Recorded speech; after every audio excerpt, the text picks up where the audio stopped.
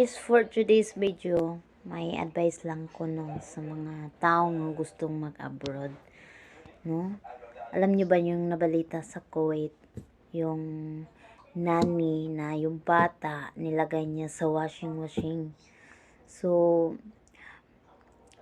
sa sobrang depressed ng isang katulong, sa isang nanny, no? Sobrang depressed lang jud kay siya, no? So, kamo pong mga na pamilya sa Pinas, to tell you frankly, no, ay po mo palabis yung gibati basing katuo mo nga okay raning mga taong nagtrabaho do sa gawas, tagaan ra ninyo og labad sa ulo. Sus, di gyud maayo gyud. Ako, based on my experience gyud, grabe gyud sakripisyo nako nga kanang tagaan bitaw ka og problema nga imbis wala unta, di ba? Diha nakaingon ko ba nga kung hina ang imong pagtuo, makuan jud ka, nagmasakaan gyud nimong utok og kuan. Para ni akong experience diri, no, grabe gyud, kinahanglan gyud nga mag-abroad ka, kinahanglan gyud nga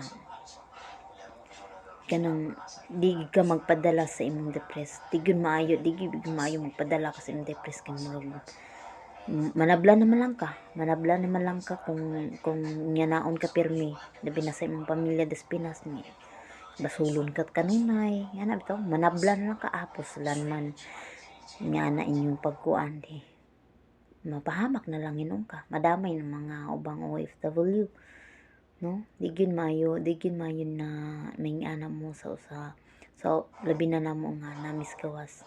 Dapat gani nga pirmi kumustahon o kinabaka o kabay kami, dili mo maghatag og stress sa inyong asawa. Uy, ay mo panyana kay di lalim magtrabaho gyud diri nga super ka stress. Mo gina akong ikakuan ninyo nga di gyud lalim, no? Kung gusto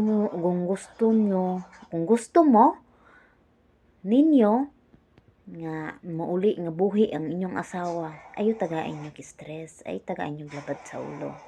Kay nga na sila, magsige na sila kasuko kay tungod na amon sige mo og hatag og stress labad sa ulo. Mo na nga hindi pod makakonsentrate sa trabaho. Kabalo mo nga stress pa sila sa ilang mga trabaho, sa ilang amo, sa ilang mga kauban. Anya naapo mo mudugan pa mo. Angay gani nga inyo pa naiampo, inyong kumustaon kanunay. Ano ba?